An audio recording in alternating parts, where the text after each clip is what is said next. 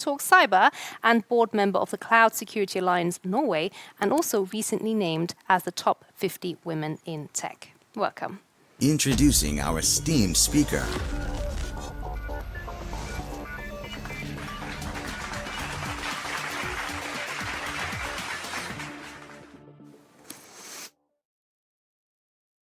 Hi, everybody. I hope you can hear me.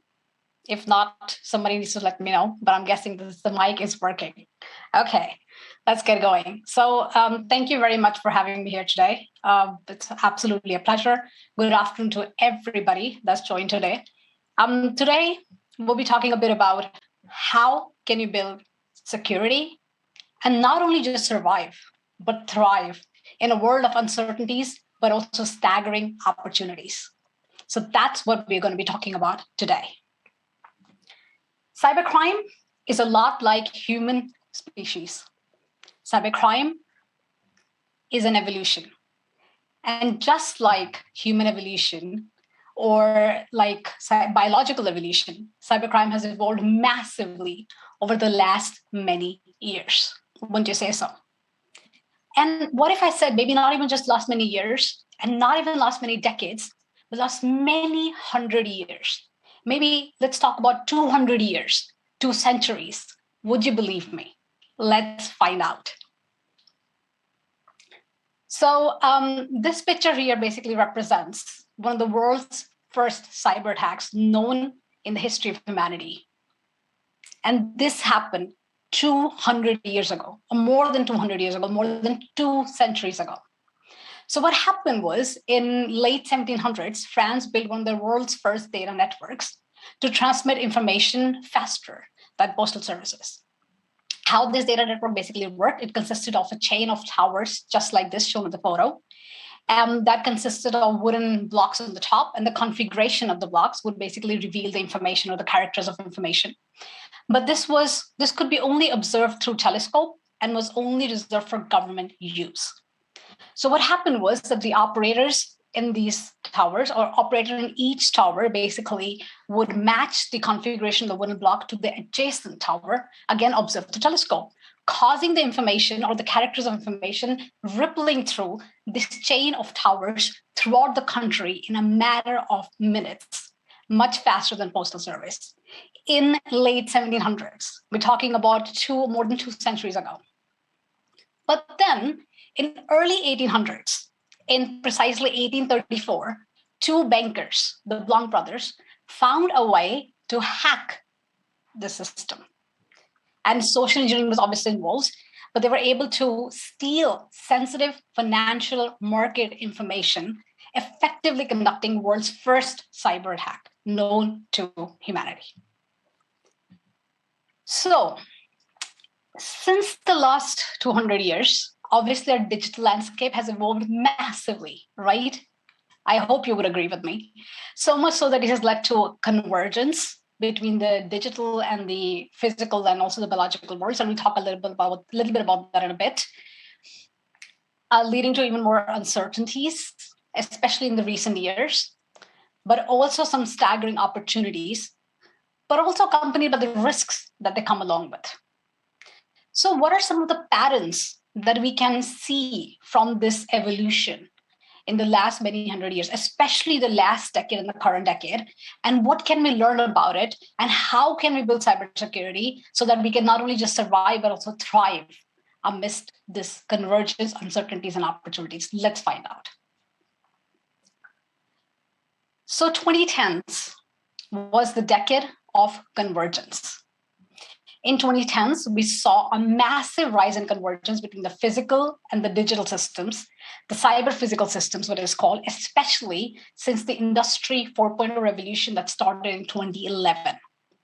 Also in the 2010s, we saw one of the biggest attacks against the cyber physical systems, against the SCADA systems, Stuxnet attack.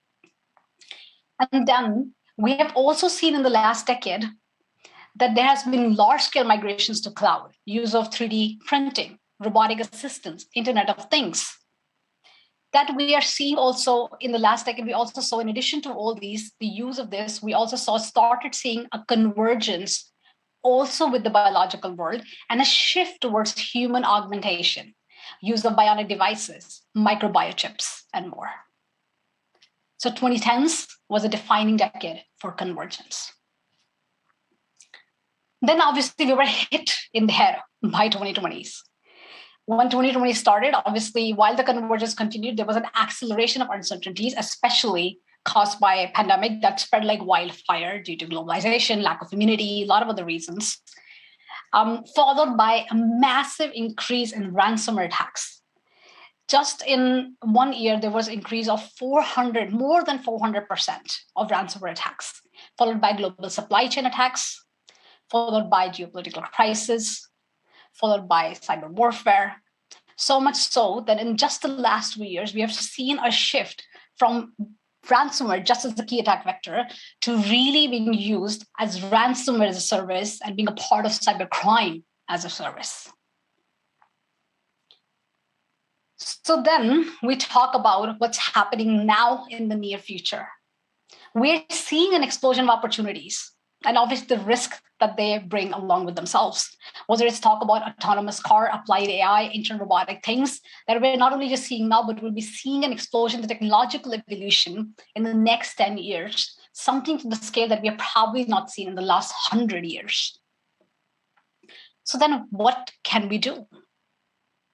So before we go forward, I would like to, so we're going to actually do something fun and interactive because I would like also the audience to be a participation, to do some participation in this. So we're going to take up our first poll before we go forward. So we talked a bit about the convergence, we talked a bit about uncertainties, we talked a bit about opportunities and risk, and we're going to go into details into that, but let's take the first poll up.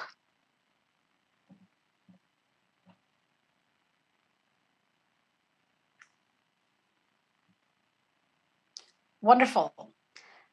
So the first poll basically says, despite all the safeguards that you have today within your organization, what are the chances of a material cyber breach in the next 12 months? So I would like everybody to answer, and I would like everybody to think, have you been, what were the chances that you could have been hacked in the last 12 months? Or what were the chances that you knew that you were hacked in the last 12 months? And then based on that, think before you answer that despite all the safeguards that you have in the organization today, what are the chances of a material cyber breach in the next 12 months? Let's give you guys a couple of more seconds before we go on, because what I would like to do is we will not come back to the answers right away. We'll come back to the answers in a bit of the poll. But let's give you guys another 10 seconds so everybody has answered. So the question is really about what are the chances, right? So that's really important, despite the fact that you have the safeguards in place that you have in the organizations today. I hope everybody's answered the poll. And probably you can continue doing it while I'm talking. So let's continue. As I said, while there is a technological evolution that's happening and will happen, especially an explosion of technological evolution in the next 10 years, what can we do about it? What are we seeing? What are we seeing now? And what are we going to see in the next 10 years? Put simply, we believe augmented reality is going to change the way we use technology forever. We're already seeing things that will transform the way you work, play, connect, and learn. Because we're already seeing quadriplegics typing only using their brain through the evolution use of brain-computer interface. Or we're seeing these artificial intelligence tools like this from MIT that helps detect melanoma with 90% sensitivity and accuracy that of an expert dermatologist. It's already out there. Or this 3D printed guitar that was used in one of the world's first live concerts that was played only using 3D printed instruments. That didn't happen too far away from here. It happened in Sweden. Or how about biorevolution or biohacking or precisely genome editing? In 2020, 2 scientists were awarded the Nobel Prize in Chemistry for developing a method for genome editing that basically allows scientists to precisely cut any strand of the DNA they wish. Imagine X-Men would not be just a matter of Marvel Universe, as some nerd talk there, but I hope you get the analogy. Or how about this inter-robotic things, robotic assistance for helping with COVID management or with inpatient care, other health services, disaster recovery, and much more. Or this AI software that helps detect breast cancer 30 times faster than any human with 99% accuracy. And many more such examples that we're going to see going forward. This is just the process of the current, and we're going to see an explosion of the technological evolution in the next 10 years. So let's pick up the answer from poll number 1. I hope that in the meantime, everybody has answered. If we can see the answers for poll number 1.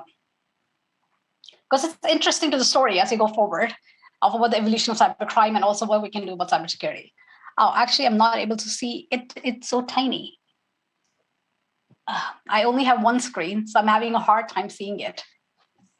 Let's see, how do I?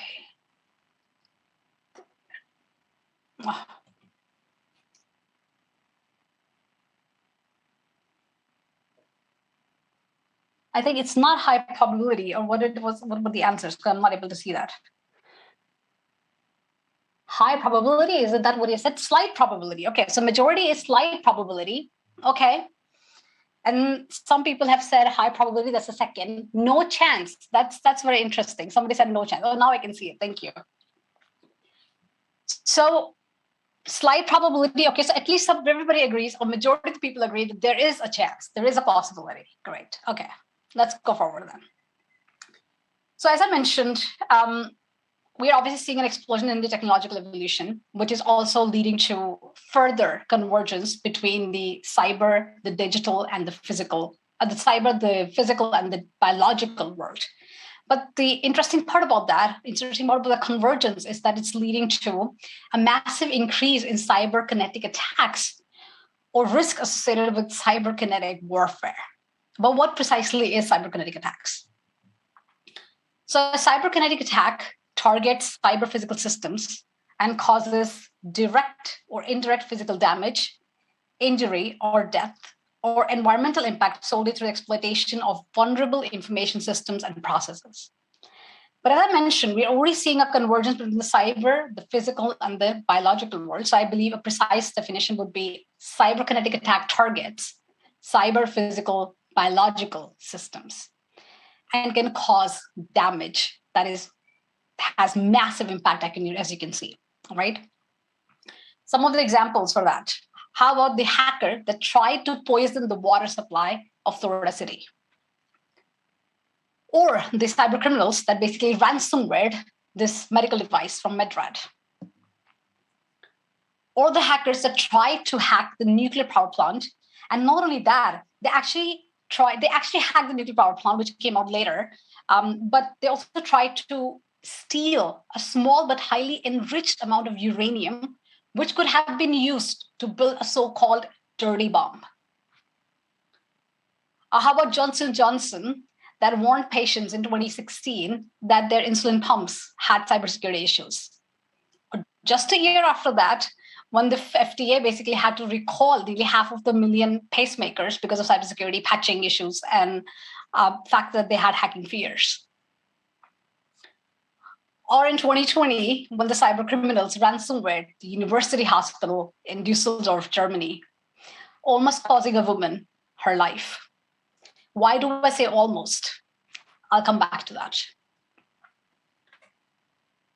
And the very recent geopolitical crisis that combines, or that has been combining, the kinetic war together with the cyber war, leading to a hybrid variant, the so-called cyberkinetic warfare.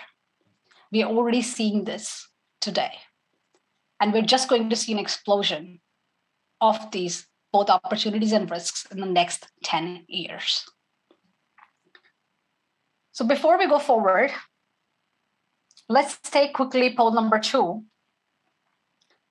Because we talked a bit about the technological evolution. We talked a bit about opportunities. We're also talking a bit about the risks that are associated with this technological evolution and convergence and the uncertainties that the cyber criminals are basically abusing. And most of you basically said there is a slight chance of us being breached in the next 12 months. Okay, so let's look at poll number 2.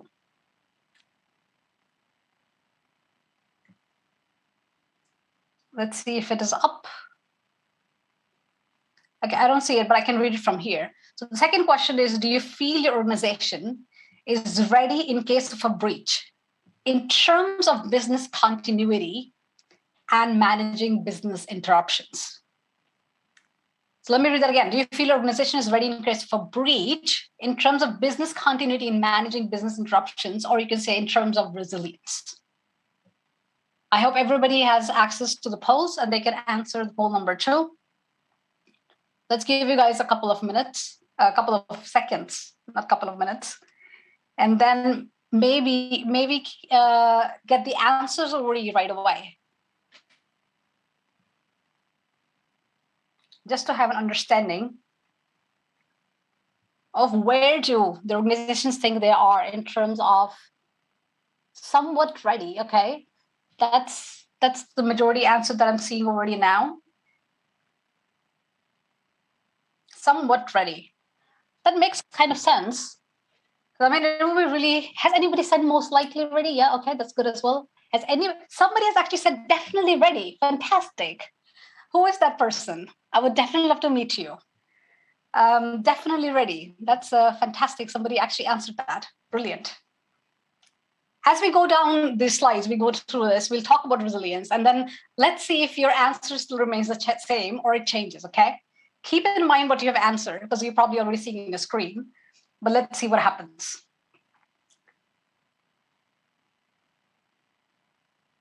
Wonderful. Okay.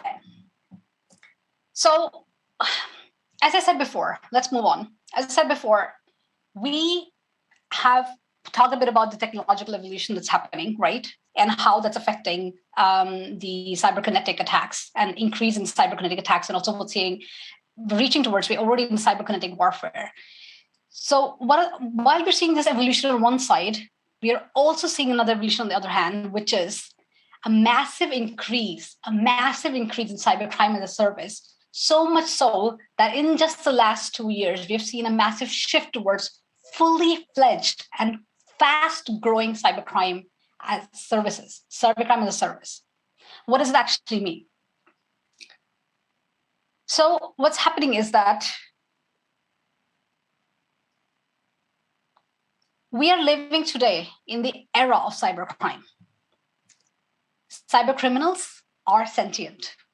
Ultimately, they want profits, whether it's about activism, whether it's about surveillance, whether it's about money, it is still about profits. Cybercriminals are sentient. They are training, hiring, selling, and running fully fledged businesses.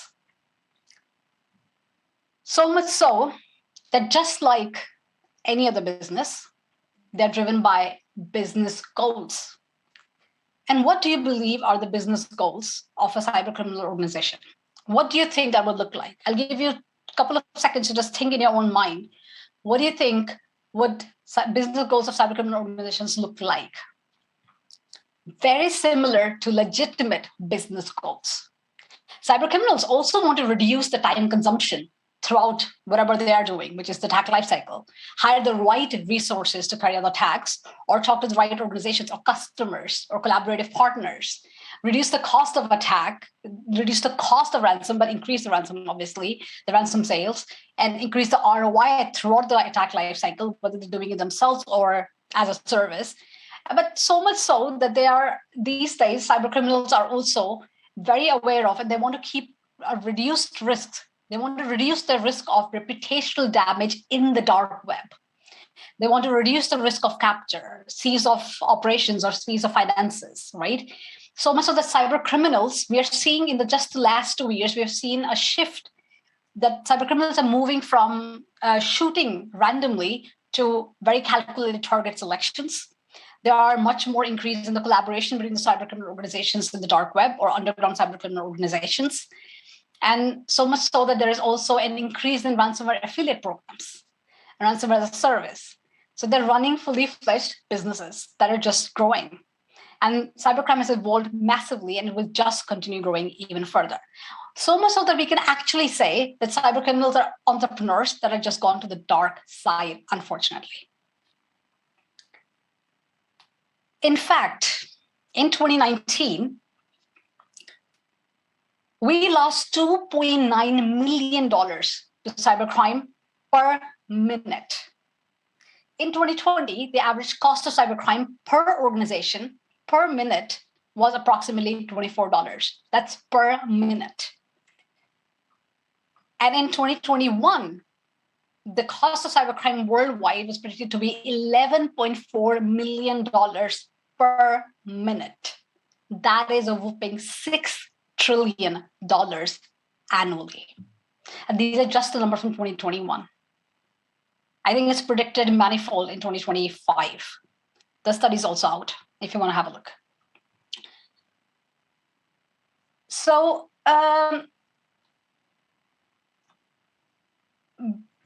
perpetrators continue to be increasingly ruthless and methodical in their modus operandi. What I mentioned to you before, cybercriminals, the cybercriminals that ransomed the university hospital, and I mentioned it was almost, they are becoming ruthless.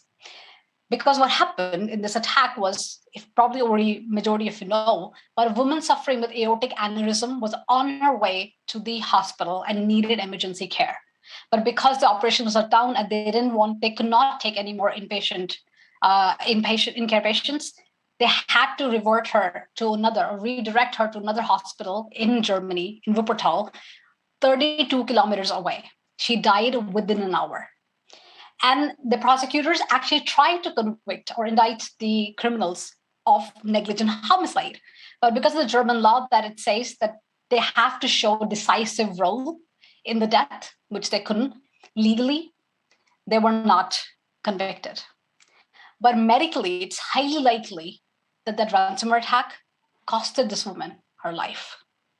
And cases like these are just becoming more and more plausible as we see even more convergence between the digital, the physical, and the biological worlds, and even further integration within our businesses in our day-to-day lives. In the next 10 years, we're going to reinvent every industry on this planet. And when Peter Diamandis actually said that, I actually want to add a note to that, because I believe when you talk about industry, we should also include the cybercrime industry. We are going to see a reinvention of cybercrime industry in the next 10 years.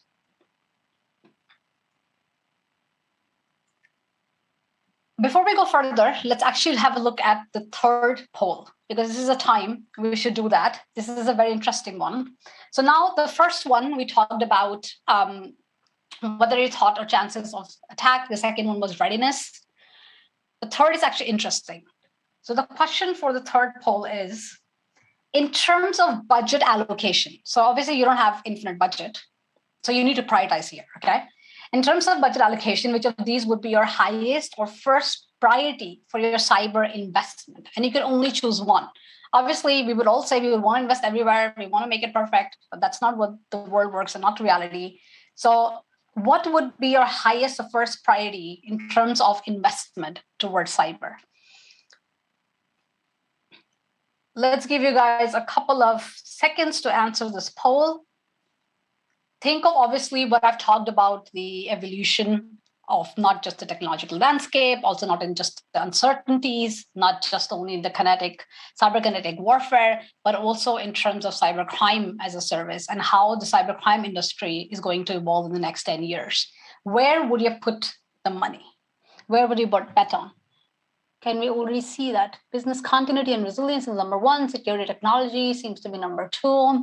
I can't really see the numbers, so I'm just going to assume that they're 1 and 2. And then awareness and training. Oh, business continuity and resilience, number 1. Okay, let's give you guys a couple of more seconds.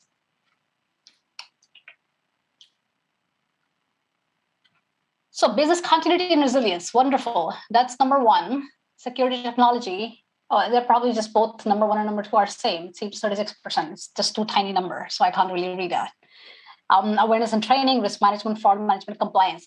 Oh, it's actually a wonderful CIO group that actually said compliance least. As a security person, that makes me very happy. I must say that. Because compliance is great, but you can't really that will not help you against cybercrime unless we change all the frameworks of compliance. going forward. Okay, wonderful. So now it has gone, security technology is number 1, business continuity and resilience is number 2, awareness and training is number 3. Okay, good, wonderful. The reason I say that is because, fantastic, remember your answers. Because there was another survey done this year on March 24th, earlier this year, not the news came out on March 24th, but the survey was not done on March 24th, where it said that only 27% of CIOs listed business continuity and resilience as a top 3 priority during the next 12 months. So I'm very happy to hear that majority of you have actually put, well, it's not number 1, but at least number 2. And that's really amazing. That's fantastic. So after having talked about the convergence, the uncertainties, the cyberkinetic attacks, the evolution of cybercrime, how do we go forward? That's the million-dollar question, right? Okay. It is imperative that organizations plan and invest in longer-lasting security measures. It's imperative that organizations plan and invest in longer-lasting security measures. But then the question would be, what exactly is longer-lasting, right? And in my experience, having been in the industry more than 15 years, one of the biggest challenges that we have in the cybersecurity industry or in the technology industry with regards to cybersecurity is that we're always playing catch-up to cybercriminals. And the gap between the evolution of cybercrime, the cybercrime curve, and the cybersecurity curve will never be 0. We will never be able to close that gap.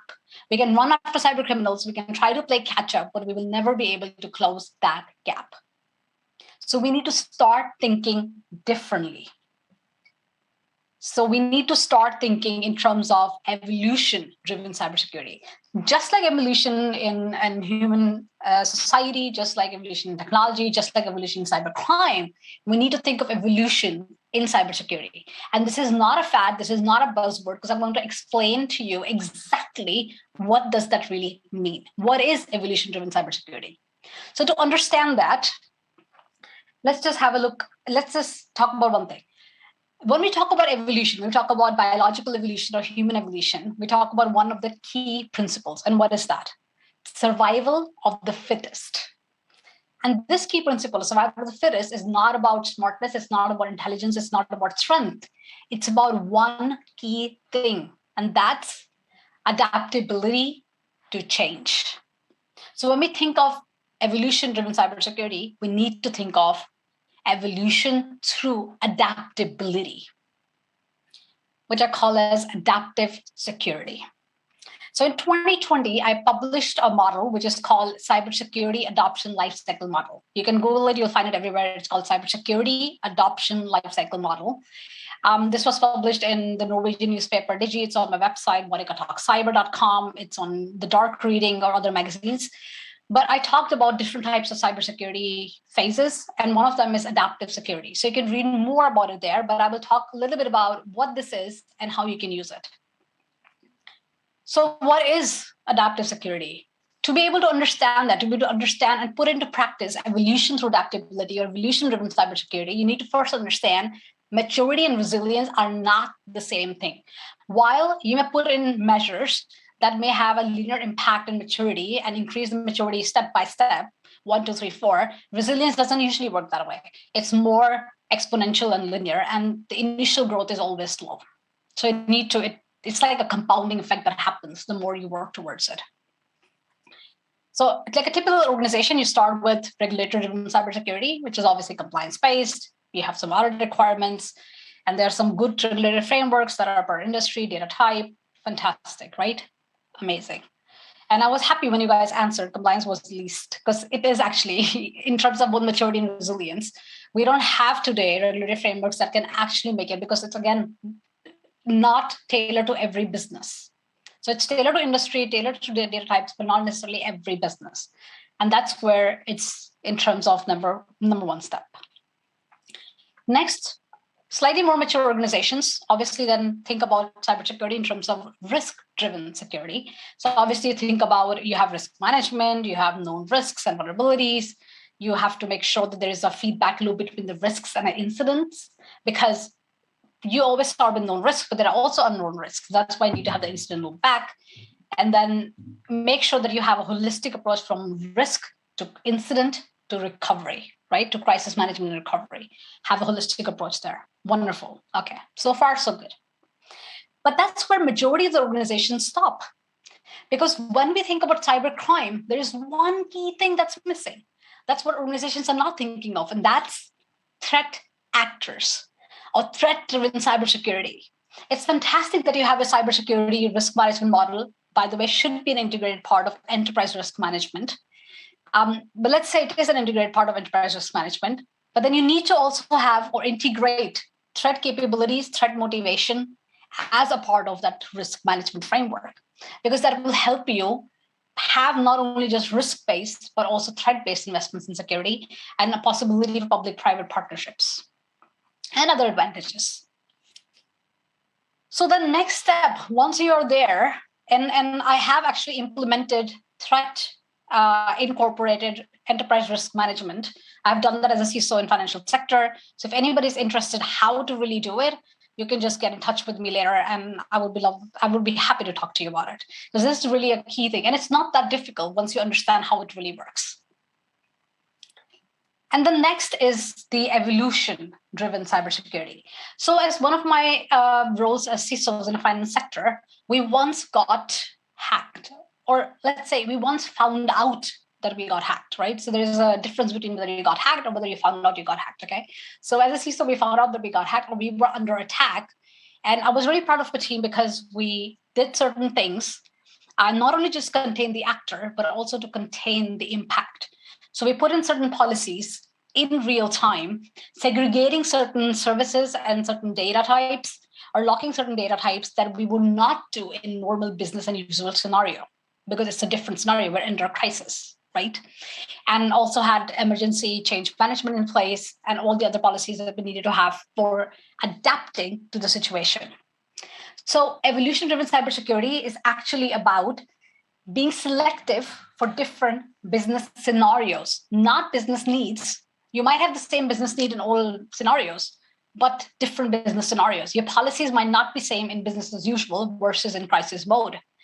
Or having the adaptive capabilities in place, maybe start with manually, but then automate them. And then also maybe in the future, we will need to use machine learning and artificial intelligence, because the criminals are already using machine learning to create malwares in real time based on the vulnerabilities that you have in infrastructure that they find out in real time.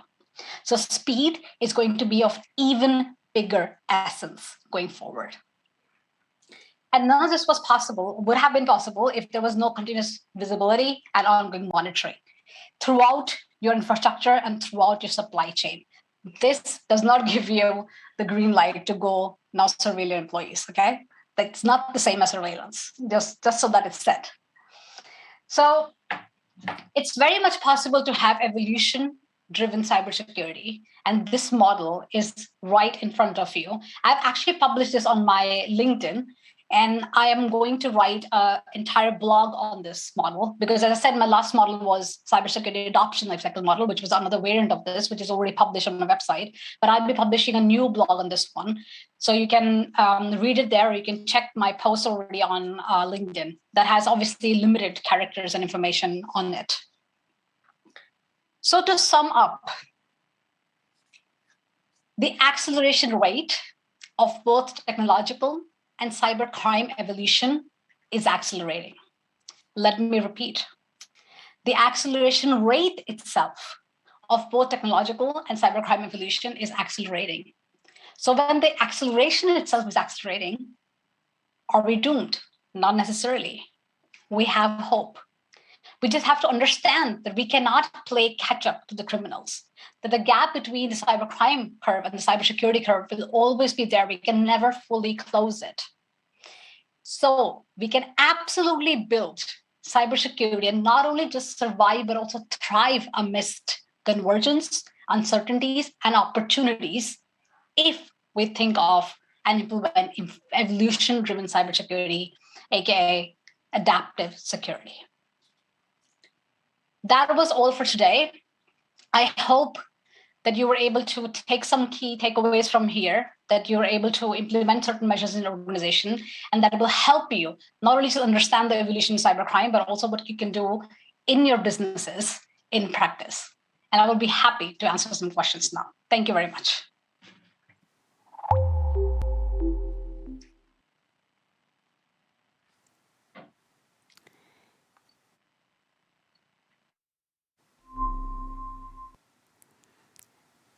Thank you, Monica. I made some notes. A very interesting evolution-driven cybersecurity. I don't think I heard that before. So, Monica, in terms of some questions, so if you say that we can't ever really fully be ready for these, these criminals are always going to be one step ahead, right? But obviously, readiness is key. So there is a question here from the audience on how would you go about assessing an organization's readiness for an attack? What needs to be in place, or how would you assess the readiness? Yeah, it's a very interesting question. And the first and foremost thing to understand is that readiness for every organization will be different. What would mean readiness for one organization is not necessarily the readiness for the other organization. Just to take it as an example, when you think of financial institutions, the most important thing is preventing the loss of money and keeping the money and making sure that there is integrity and making sure there are no financial losses. And the business interruptions would have a different impact. But when you think about, for example, healthcare institutions, right, we're really talking about life and death. And there are scenarios that are happening. I mean, insulin pumps are being hacked and hospitals are being ransomware. So when you think about readiness, you have to first understand, what does business continuity and resilience mean for your organization? You have to write down in very clear terms, in 2-3 bullet points, what does that really mean?